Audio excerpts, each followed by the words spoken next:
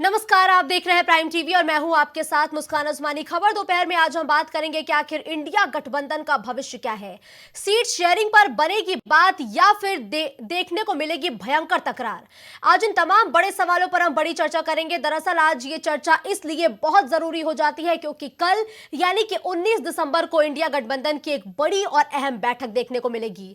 इस बैठक में सीट शेयरिंग पर बात होगी, ये तय माना जा रहा है क्योंकि आज जिस तरीके से मल्लिकार्जुन खड़गे ने सभी विपक्षी दलों के सांसदों से मुलाकात की है, तो उस मुलाकात के दौरान जो बड़ी बातें निकल के सामने आई वो यही है कि अब सभी दल चाहते हैं कि सीट शेयरिंग पर बात हो। लेकिन सीट शेयरिंग का ये रास्ता इतना आसान नहीं होने वाला है क्योंकि बीते दिनों जिस तरीके से अरविंद केजरीवाल ने पंजाब में सभी 19 की 19 लोकसभा सीटों पर अपनी मजबूत दावेदारी पेश की है, तो अब सवाल बेहद ही बड़ा है कि सीट शेयरिंग आखिर कैसे तय होगा। क्योंकि यूपी में अखिलेश यादव भी लगातार यही कहते हुए नजर आते हैं कि अगर लोकसभा चुनाव तक ये गठबंधन बरकरार रहता है तो वो यूपी में सीट देने की हैसियत रखते हैं और आरएलडी भी उनका साफ तौर पर खुला खुला समर्थन करता है। तो ठीक ऐसी ही स्थिति बंगाल में भी देखने को मिल रही है। एक बार ये कवायद पहले भी की जा चुकी है, जब थे 6 दिसंबर की वो तारीख थी जब मल्लिकार्जुन खड़गे ने बैठक बुलाई थी, लेकिन तमाम दलों के नेताओं ने व्यस्तता का हवाला देते हुए बैठक को टाल दिया। अब यह बैठक होने वाली है, किस तरीके से सीट शेयरिंग पर बात होगी, क्या एजेंडा तय हो गया, क्या इस बार प्रधानमंत्री मोदी के टक्कर देने के लिए एक चेहरे का भी ऐलान होगा। आज इन तमाम बड़े सवालों पर हम बड़ी चर्चा करेंगे। लेकिन इंडिया गठबंधन की अगर हम बैठकों पर गौर करें तो यह चौथी बैठक होने जा रही है। 3 बैठकें अभी तक हो चुकी है, तो वही इस बैठक को लेकर बीजेपी लगातार हमलावर है। बीजेपी लगातार कह रही है कि इस बैठक का भी कोई फैसला होने नहीं वाला है, सिर्फ चाय चलेगी और फोटो सेशन होगा, लेकिन कुछ भी रिजल्ट जो है वो देखने को नहीं मिलेगा। लेकिन अगर हम इस बैठक की पृष्ठभूमि पर गौर करें तो अभी तक 3 बैठकें लगातार हो चुकी हैं। पहली बैठक 23 जून को बिहार की राजधानी पटना में हुई थी और 17 और 18 जुलाई को दूसरी बैठक बेंगलोर में हुई थी और 31 और 1 दिसंबर को मुंबई में तीसरी बैठक हुई थी। अगर हम तीनों ही बैठकों पर सिलसिलेवार तरीके से गौर करें तो जब पहली बैठक हुई थी तो इस दौरान इसकी अगुवाई नीतीश कुमार ने की थी और अभी भी इस बैठक की अगुवाई लगातार नीतीश कुमार कर रहे हैं।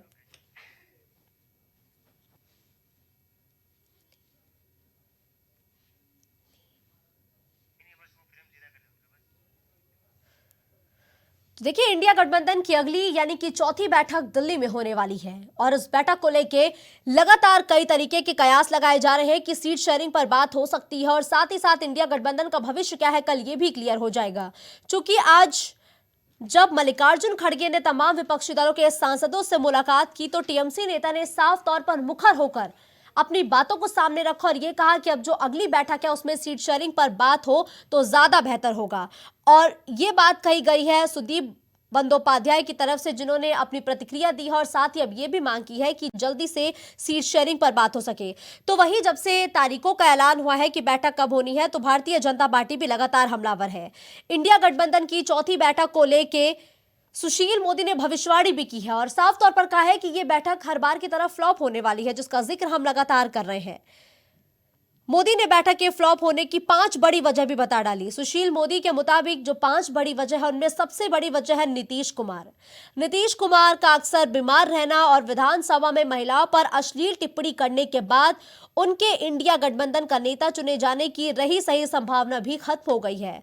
वहीं घटक दलों में प्रमुख आप के नेता केजरीवाल ध्यान करने 10 दिन की छुट्टी पर चले गए हैं। शरद पवार की पार्टी टूट चुकी है। ममता दीदी का कोई भरोसा नहीं है। नीतीश कुमार कब बीमार हो जाए पता नहीं है। साथ ही कांग्रेस और उसके नेतृत्व में एकजुट होने का दावा करने वाला विपक्ष 3 हिंदी भाषी राज्यों में करारी हार से हताश है।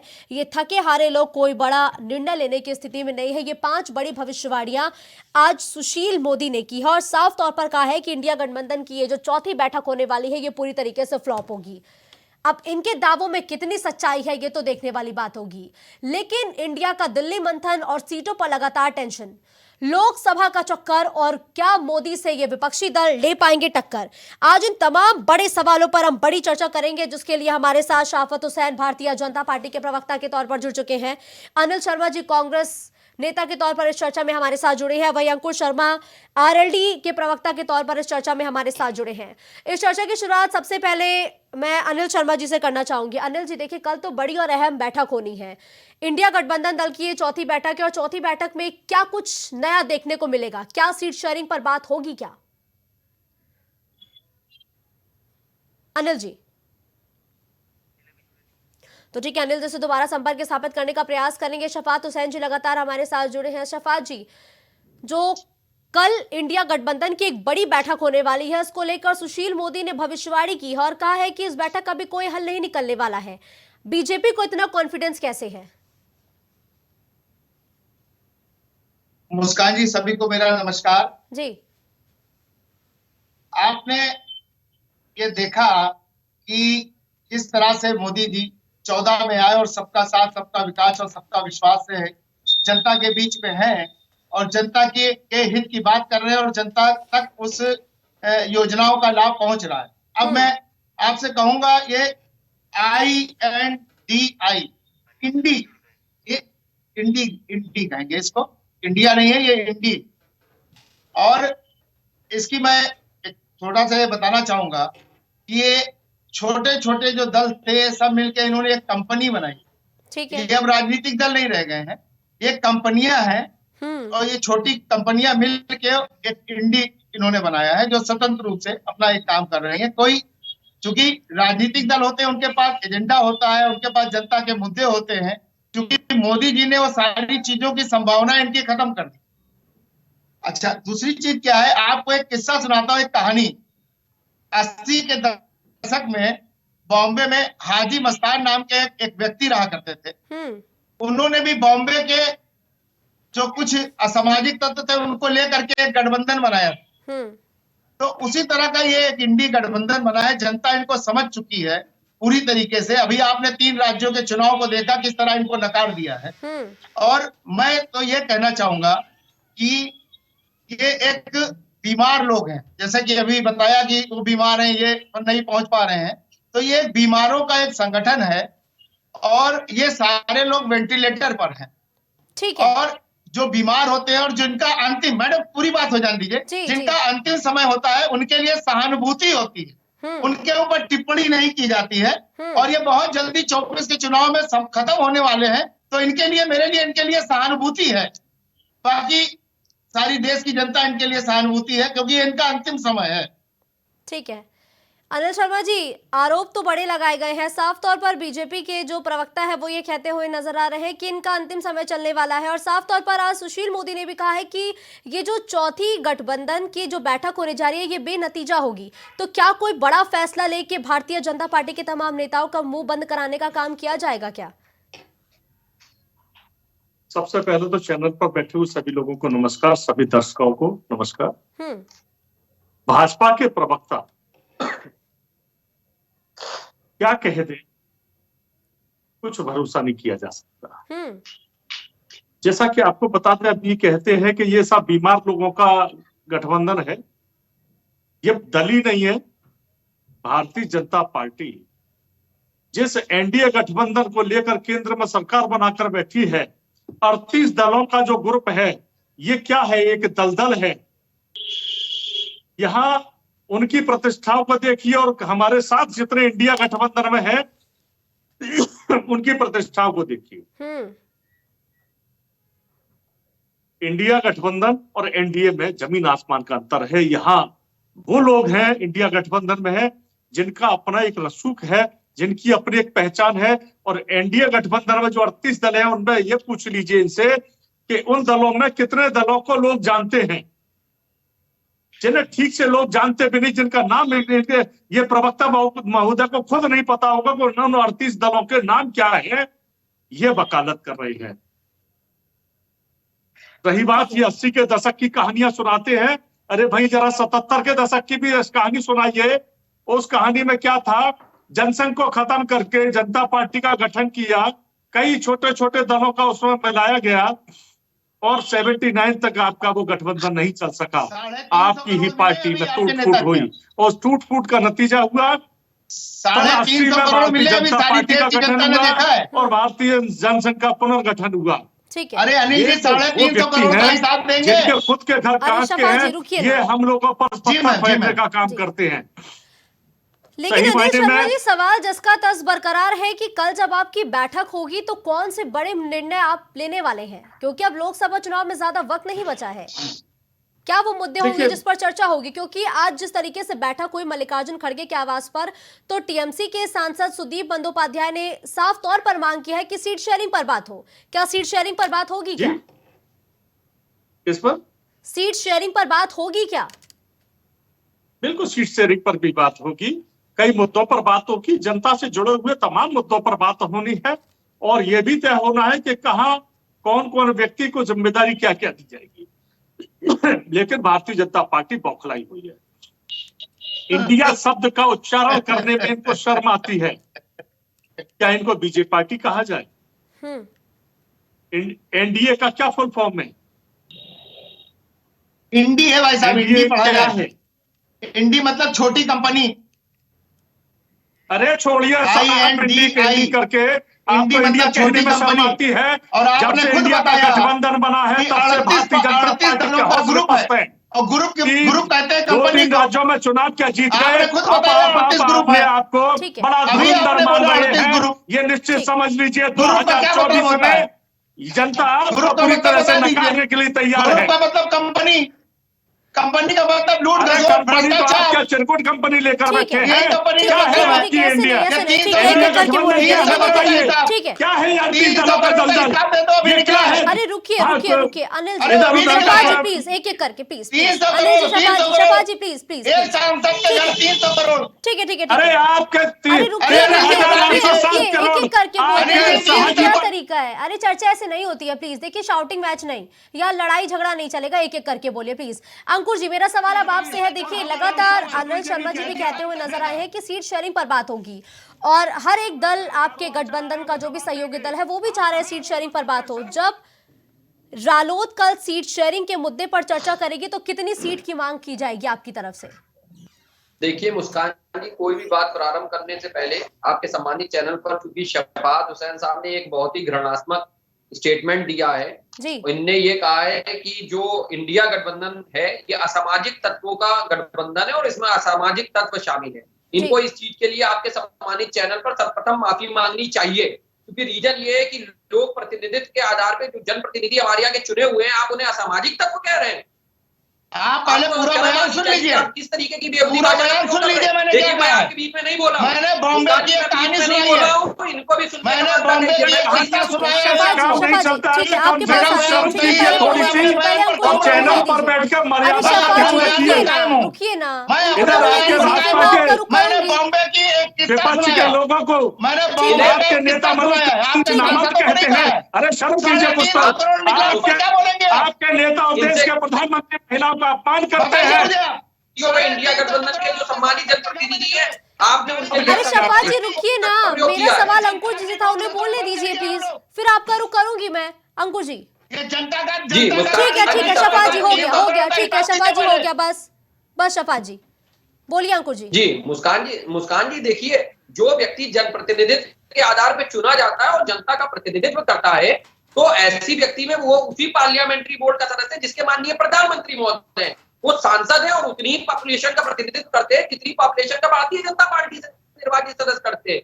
जब आप जनता के चुने हुए प्रतिनिधियों को सामाजिक तर्क या किसी लोकल माफिया से कंपेयर करेंगे, अरे शफा जी, रुकिए, उन्हें अपनी बात पूरी करने दीजिए ना, फिर आप क्लैरिफाई कर दीजिएगा, मैं इसके बाद मौका दूंगी शफा जी, इसके बाद मैं मौका दूंगी आपको, प्लीज उन्हें अपनी बात पूरी करने दीजिए प्लीज। शफा जी, डिस्टर्ब नहीं करिए, दीजिए प्लीज। नहीं शफा जी प्लीज, गुजारिश है मेरी आपसे। नहीं शफा जी, ऐसे नहीं प्लीज, ऐसे नहीं। शफा जी को प्लीज माइक नीचे करिए, प्लीज मैं अपनी टीम से बोलूंगी, शफा जी को माइक नीचे करिए। अंकुर जी। जी देखिए, यही भारतीय जनता पार्टी की कार्य पद्धति है कि जब कोई व्यक्ति टू द पॉइंट बात करता है तो ये लोग शोर मचाने लगते हैं ताकि आम आवाम तक जनता से जुड़े मुद्दे जो है वो ना पहुंच पाए। आज जब भारतीय जनता पार्टी की कार्यशैली के ऊपर हम लोगों ने प्रश्न चिन्ह लगाया, आप बताइए मुस्कान जी, आप चैनल की एक सम्मानित चैनल की एंकर है, आप बताइए क्या चुने हुए जनप्रतिनिधियों को, चूंकि वो विपक्षी दल में, आप उन्हें असामाजिक तत्व कहेंगे? आप एक लोकल माफिया से उनकी तुलना करेंगे? कितना घृणात्मक बयान है। तो मैं तो पुनः आपके चैनल पे एक विनती करता हूं कि इनको आप कहिए कि इस तरीके की आप तो शब्दों का भविष्य में दोबारा प्रयोग ना करें और आज तत्काल इन शब्दों के लिए माफी मांगे आपके सम्मानित चलिए चैनल ठीक है पर। अंकुर जी, चर्चा को आगे बढ़ाइए प्लीज। कितनी सीटों पर आप अपनी दावेदारी पेश करेंगे जब कल आपके पार्टी की तरफ से आपके अध्यक्ष बैठक में शिरकत करेंगे? देखिए, कुछ चीजें ऐसी होती हैं जो पृष्ठभूमि में होती हैं। जी। जिस समय जब राष्ट्रीय लोकदल के द्वारा इंडिया गठबंधन के बैनर तले पार्टिसिपेट किया जाएगा तो उस समय उस बैठक में अपनी बातों को रखा जाएगा और जब आम सहमति सीटों के मुद्दे पर बन जाएगी तो आपके सम्मानित चैनल पर हम लोग स्वतः उस चीज को स्पष्ट करेंगे। अरे आपका राष्ट्रीय जिला अध्यक्ष कौन है बताएंगे? अरे आपकी शफात पार्टी जी की रुकिए सदस्यता ना बची? प्लीज, ऐसे मुद्दे को डीरेल आप मत करिए गठबंधन की- प्लीज, ये मानसिक मुद्दे को विषमता डीरेल का मत प्रतीक करिए। है। अरे इसका रुकिए इस प्लीज, तरीके का व्यवहार शब्दों की नहीं गरिमा करना। बरकरार रखिए प्लीज। वो जनता के हित में बात कर रहे हैं, प्लीज वो जनता के हित की बात कर रहे हैं। ठीक है ठीक है ठीक है। आपकी सदस्यता चली गई, अनिल आपकी जी, पार्टी खत्म हो सीट गई। शेयरिंग अरे एक जिला एकता की गंभीर पार्टी रह मुद्दा गई, नहीं आप आपको देश लगता की है? बात करें। क्योंकि अभी गठबंधन की बैठक होने से पहले ही बीते दिनों अरविंद केजरीवाल ने 19 की 19 सीटों पर दावेदारी पेश कर दी पंजाब की। अखिलेश यादव लगातार ये कहते हुए नजर आते हैं कि वो यूपी में सीट देने की हैसियत रखते हैं। चैलेंज नहीं लगता है आपको ये? देखिए मैं आपको बताऊं, सीट शेयरिंग पर हमारे यहाँ किसी भी तरह की समस्या नहीं। बहुत आसानी से और सामंजस्य दिखाते हुए हमारे साथी जितने भी दल हैं, बड़ा दिल दिखाते हुए दावेदारी तो हर एक व्यक्ति, मैं कहूं कि मुझे उत्तर प्रदेश में 80 की 80 सीट चाहिए तो संभव नहीं है ना। ठीक है, हम कहें कि कांग्रेस को 50 सीट दे दिए तो बाकी और दल भी साथ में है। समाजवादी पार्टी अपना रसूख रखती है, लोकदल अपना रसूख रखती है, आम आदमी पार्टी अपना रसूख रखती है, और भी दल हैं। तो ये सारे लोग, हम लोग जितने हैं राष्ट्रीय नेता, हमारे बैठकर सामंजस्य बिठाते हुए, बड़ा दिल दिखाते हुए इस पर बहुत प्यार से हम लोगों में एडजस्टमेंट होना है और एक सीट पर जिस पार्टी का भी प्रत्याशी होगा सारे दल मिलकर उसको पूरी ताकत से लड़ाने का काम करेंगे। और यही बात से बीजेपी घबरा रही है। बीजेपी के घबराहट ये है कि जैसे 5 राज्यों के चुनाव हुए, 5 राज्यों के चुनाव होने के बाद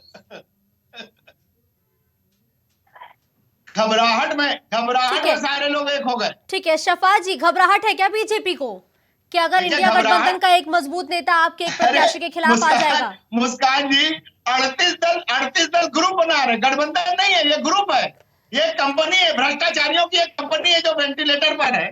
यहाँ पर सीटों के बंटवारा नहीं तय हो पा रहा है, प्रधानमंत्री नहीं तय हो पा रहा है। हमारा प्रधानमंत्री स्पष्ट है, सबका साथ, सबका विकास, सबका विश्वास और सबका साथ।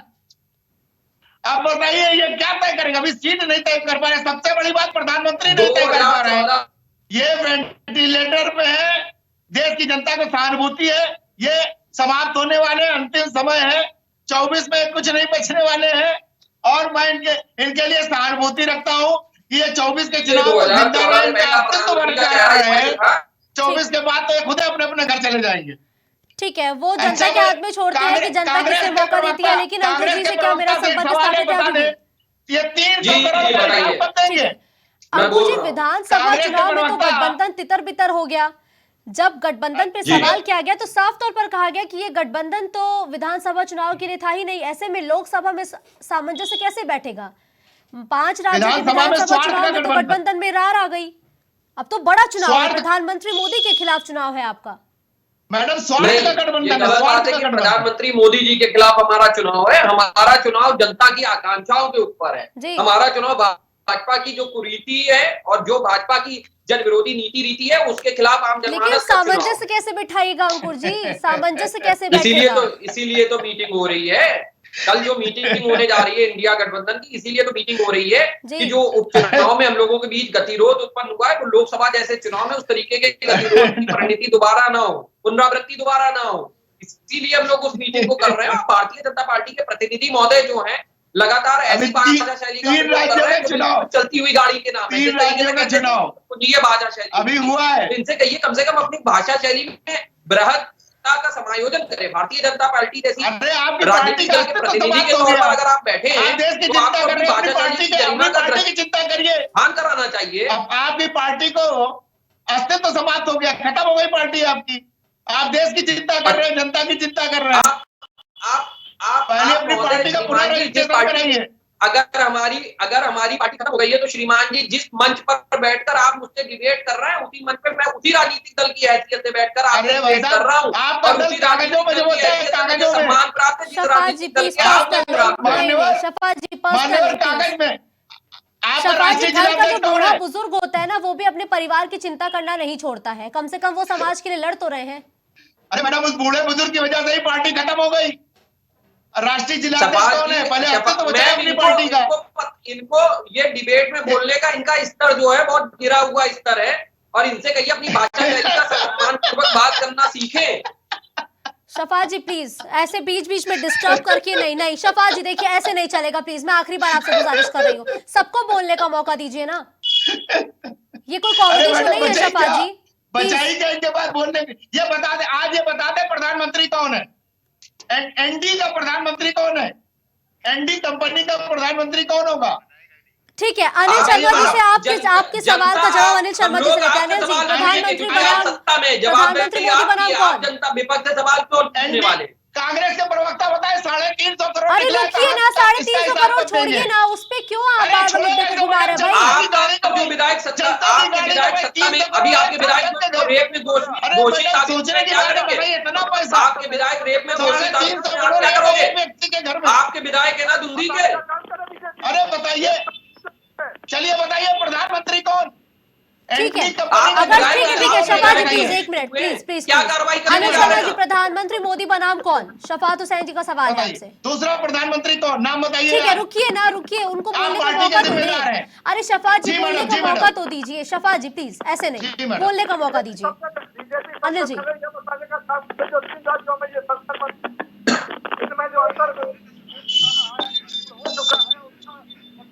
मुस्कान के प्रधानमंत्री का नाम। अरे शफा जी रुकिए ना, क्यों आप बीच बीच में बोल रहे हैं? आपको मौका मिल रहा है ना, उनको भी तो बातें रखनी दीजिए कि डिबेट सिर्फ बीजेपी आपकी नहीं है, सबकी डिबेट है ये, सबको बोलने का मौका दे प्लीज, गुजारिश है मेरी आपसे।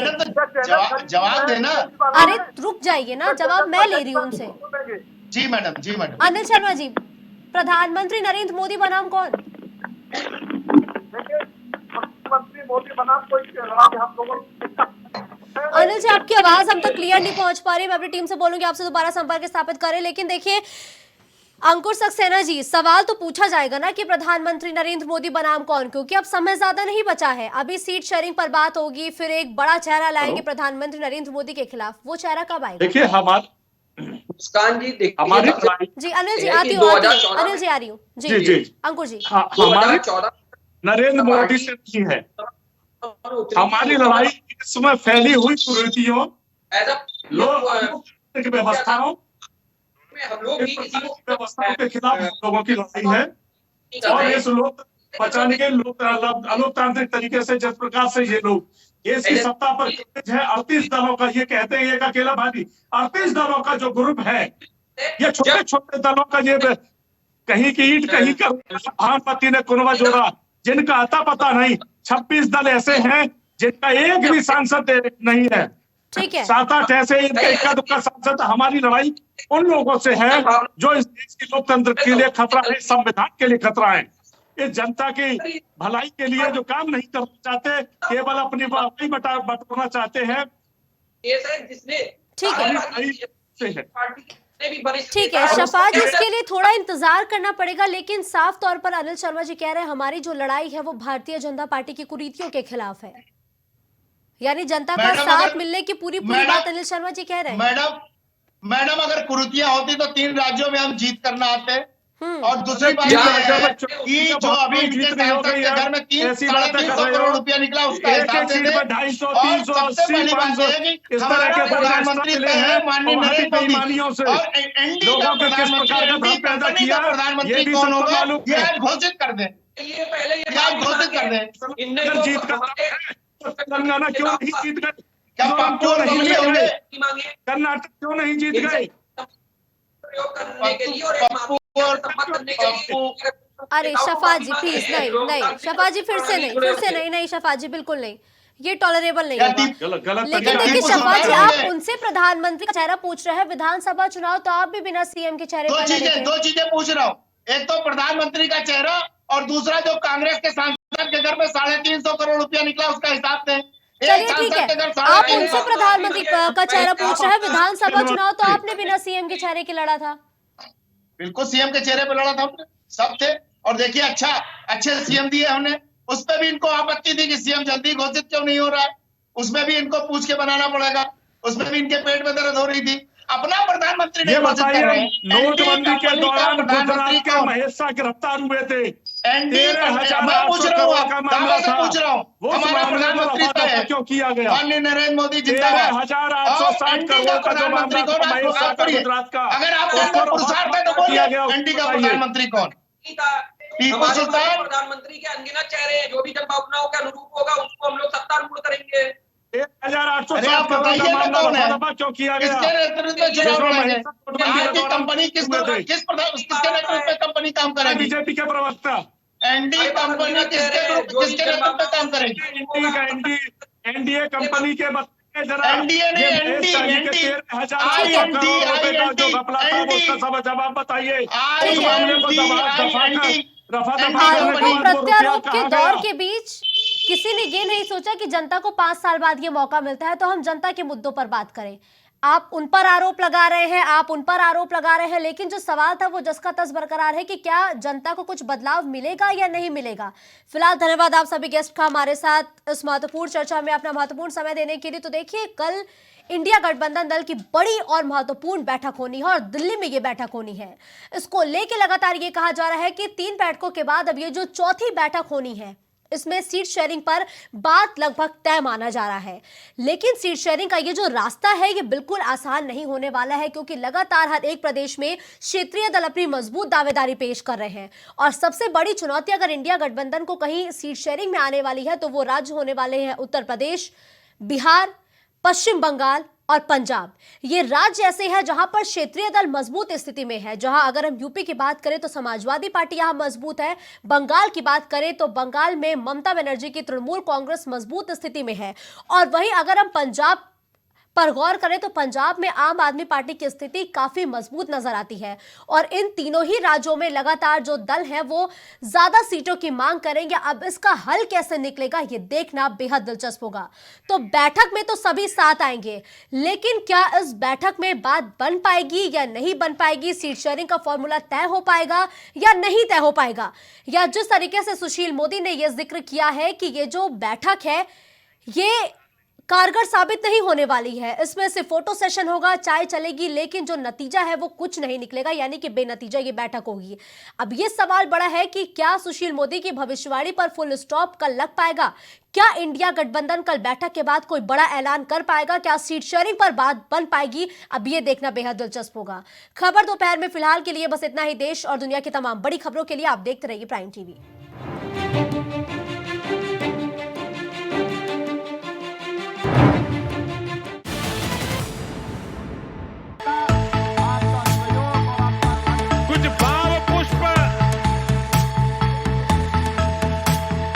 आप देख रहे हैं प्राइम टीवी, सच साहस सरोकार।